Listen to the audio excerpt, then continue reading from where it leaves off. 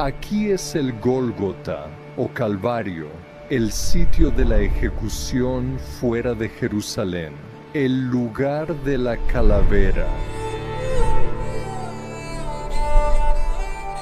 Junto a este camino y fuera de esta puerta, la gente de Jerusalén ha visto lo que pasa aquí, y esta Pascua será el escenario de la muerte más trascendental de la historia humana.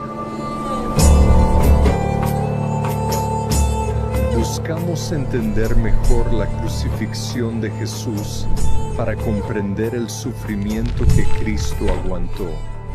Crucificar no era para matar. Son expertos, eran maestros en su arte y era una forma terrible de morir. ¿Cómo era en realidad?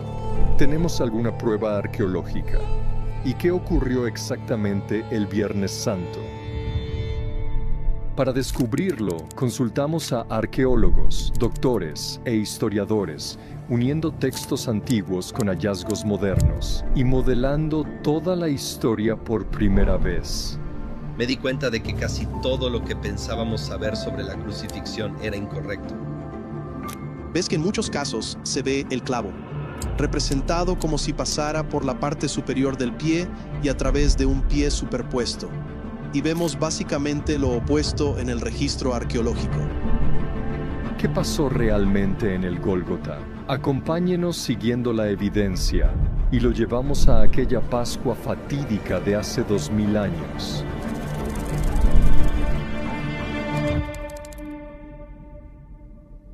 Pese a su mala fama, los romanos no inventaron la crucifixión. Empezó siglos antes. Se dice que con los asirios y empalaban a la gente en una estaca, como un palillo grande o algo así. Comenzó. Conozcan a los doctores Scott Stribling y Jonathan Moore, un arqueólogo y un podólogo, o doctor de pies, convertido en erudito bíblico.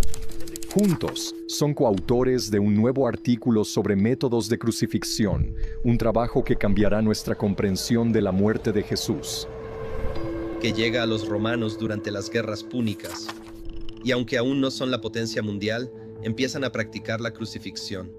Crucifican a diario. Estos son expertos, y quizás varios al día son crucificados, así que aprenden las mejores prácticas, por así decirlo. Los romanos usaban la crucifixión para degradar y torturar a sus víctimas, pero más importante, como una forma de infundir terror en todos los demás.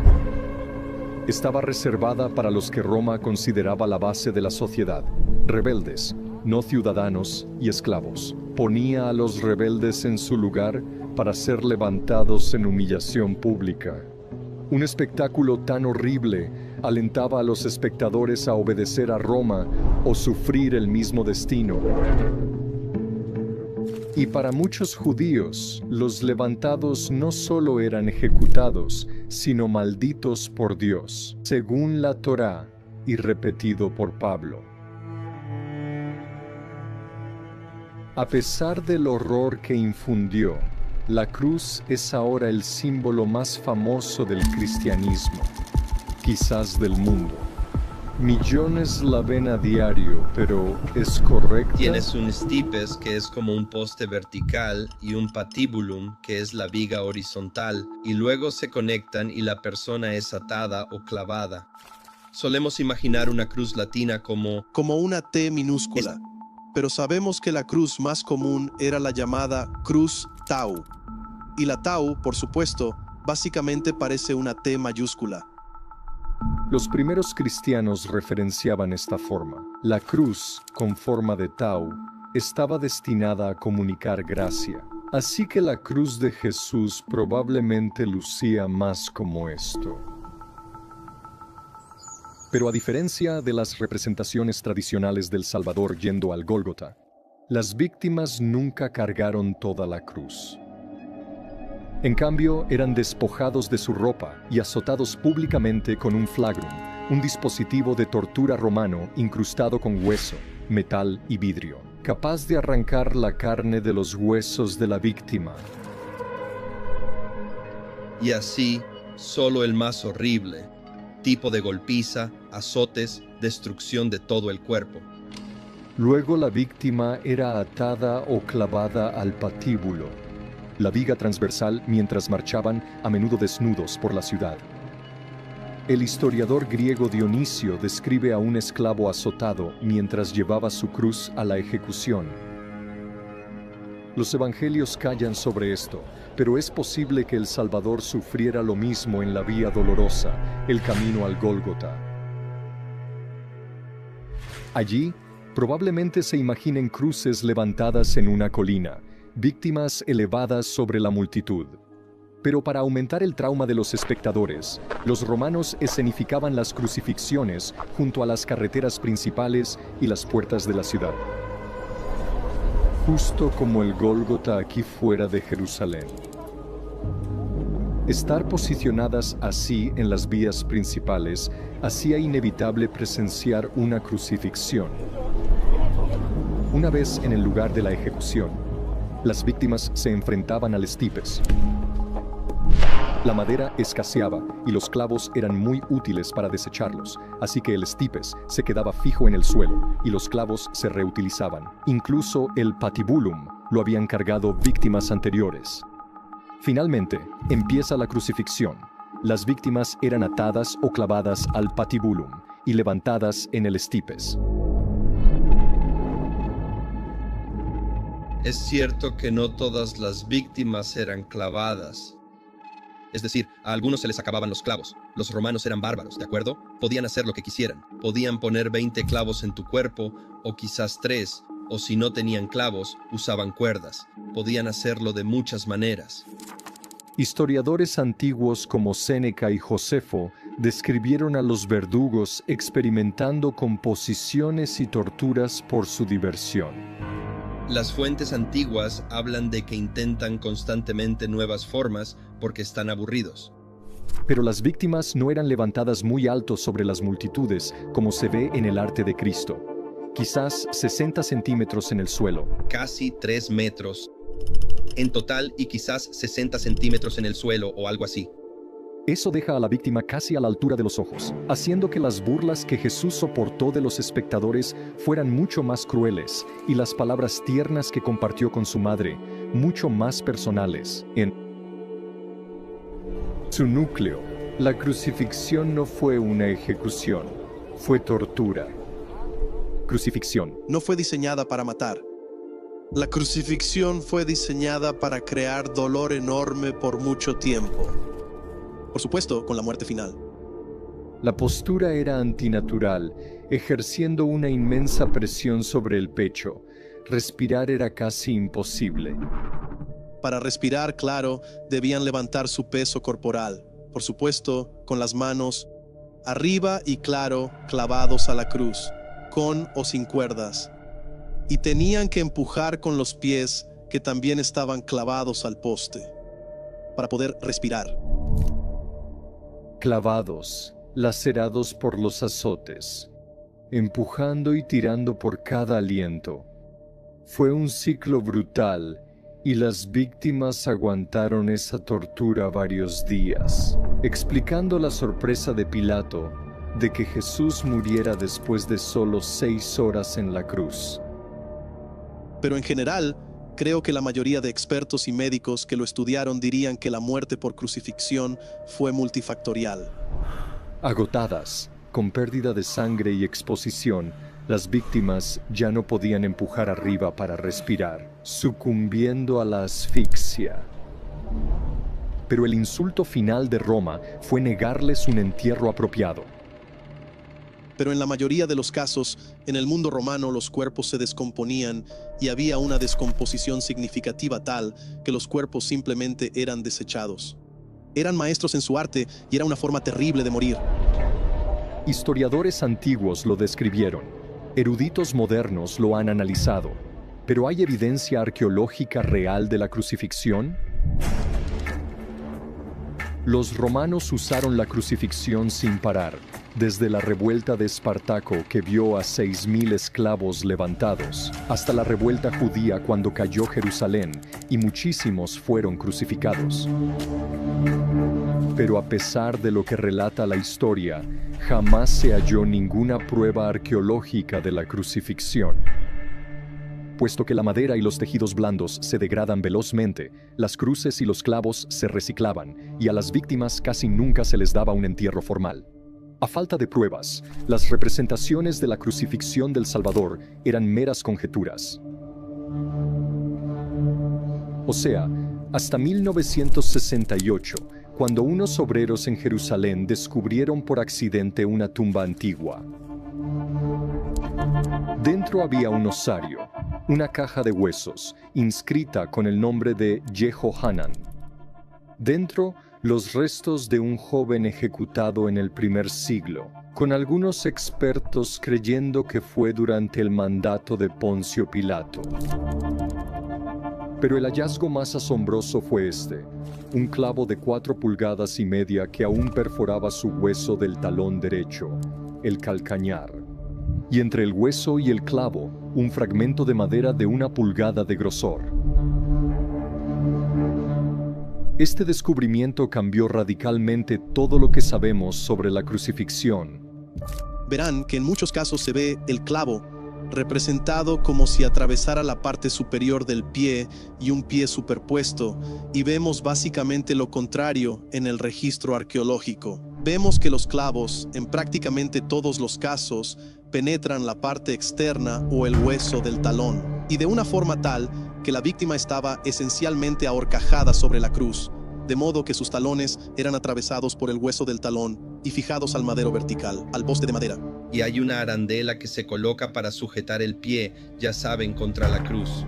No es solo el clavo, sino la zona que lo rodea con esta arandela de madera. Ahorcajada sobre el poste, el único apoyo de Yehohanan para empujar y respirar era el clavo a través de su talón. La arandela de madera le impedía liberarse de la cruz.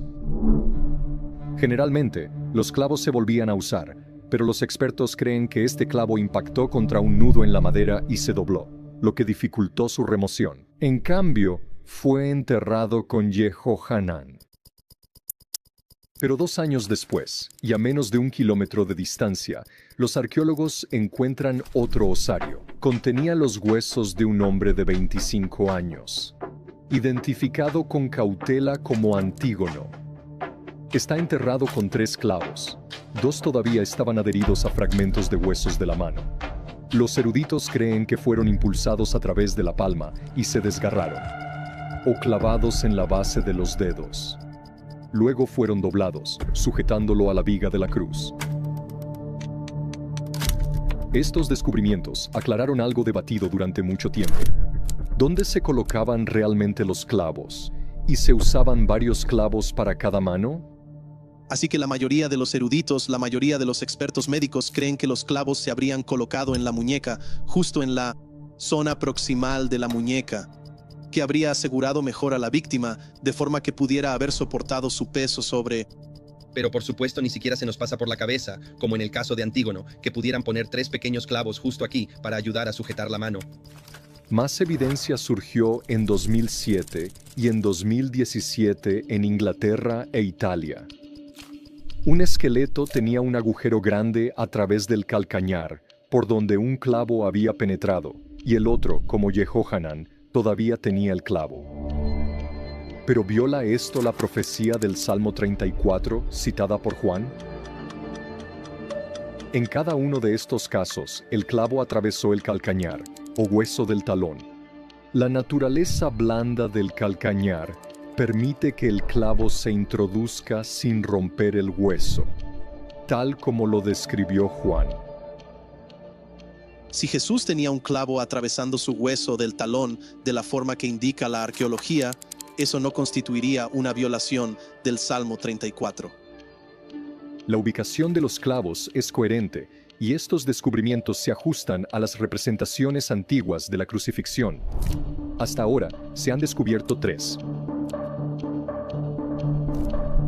La representación más antigua conocida, el grafito de Puteoli, muestra a una víctima lacerada por la espalda, crucificado desnudo, con los pies clavados a los lados de una cruz en forma de tau. un sombrío ejemplo de cómo probablemente lucía el cuerpo destrozado de Jesús. La joya de Perrier, la primera representación de la crucifixión del Salvador, muestra nuevamente sus pies ahorcajadas sobre el madero. Y el más impactante, el grafito del Palatino, representa burlonamente a un cristiano adorando a Jesús, mostrado con cabeza de burro, una burla romana habitual.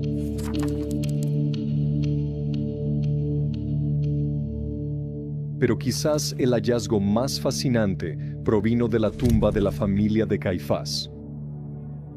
Se encontraron 16 osarios en su interior, uno con la inscripción José, hijo de Caifás, probablemente el sumo sacerdote que orquestó el arresto, el juicio y la crucifixión de Jesús. Y encontrado cerca, en el suelo de la tumba y en otro osario, había 2 clavos de crucifixión. Así que estos clavos se encuentran dentro de la tumba de Caifás con restos humanos adheridos a ellos.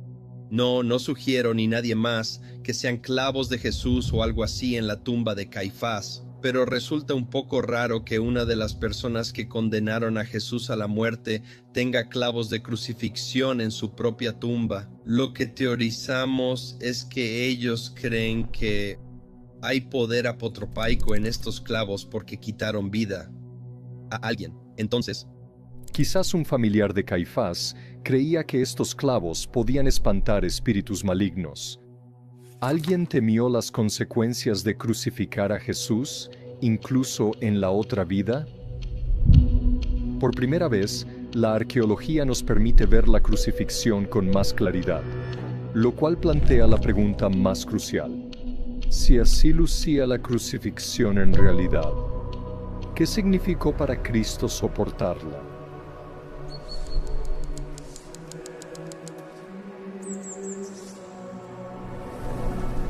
Viernes Santo, 9 de la mañana, los romanos llevan a Jesús al Gólgota.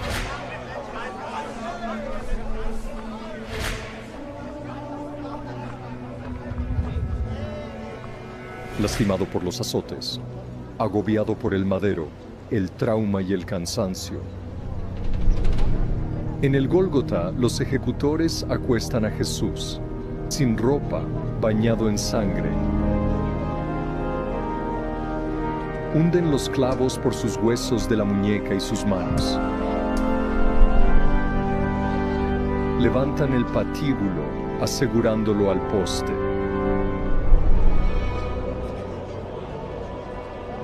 Clavan clavos a través de sus talones. El Salvador del mundo es levantado.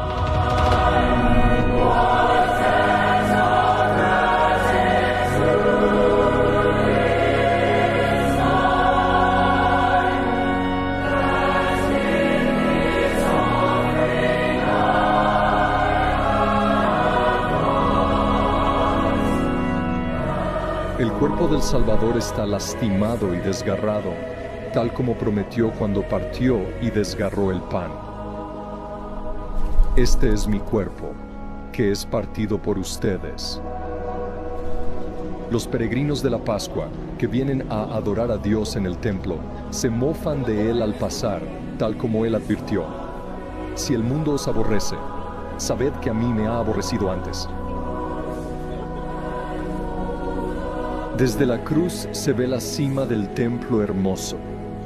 Miles de corderos se sacrificaron en ese altar, todos señalando este sacrificio culminante del Cordero de Dios.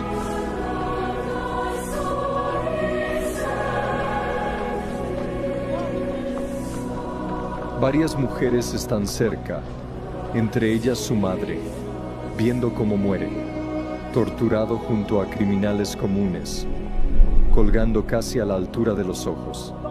Jesús le habla a ella: mujer, he ahí tu hijo. Y a un discípulo, que se supone es Juan: he ahí tu madre. Con la seguridad de su madre garantizada, Jesús sufrió lentamente los efectos acumulativos de la crucifixión, hasta que con voz fuerte grita: consumado es. Baja su cabeza y entrega su espíritu. A causa de Jesús, la cruz que una vez inspiró terror, se ha vuelto un símbolo de esperanza. Esperanza que está en la tumba vacía, sin huesos, sin clavos, solo paños doblados. La profecía de Dios pronunciada en el Edén se cumple. Y pondré enemistad entre tú y la mujer, y entre tu simiente y la simiente suya. Esta te herirá en la cabeza, y tú le herirás en el calcañar. El talón del Salvador fue literalmente herido por hombres malvados, pero resucitó para vencer la muerte, aplastando la cabeza de esa serpiente perversa de una vez por todas. Jesús amó tanto al mundo que se dejó levantar en la cruz, atrayéndonos a Él y al Padre. Al poner nuestra fe en Él y seguir su ejemplo, nosotros también seremos elevados en el último día, para ser coherederos con Cristo. El herido fue por nuestras transgresiones, molido por nuestras iniquidades, y por sus heridas fuimos nosotros sanados.